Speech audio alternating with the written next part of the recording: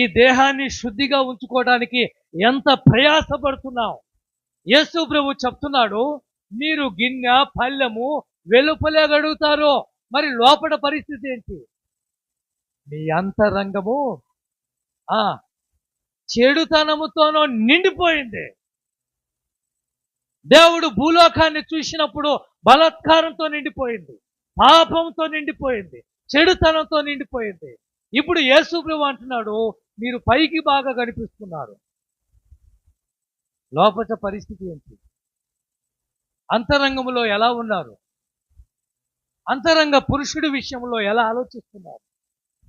పైకి భక్తి కలిగిన వారే, పైకి ప్రేమ కలిగిన వారే, పైకి ప్రార్థనా పరులే, పైకి విశ్వాసులే, పైకి నిజమైన క్రైస్తవుల మాదిరిగా కనిపిస్తున్నారు.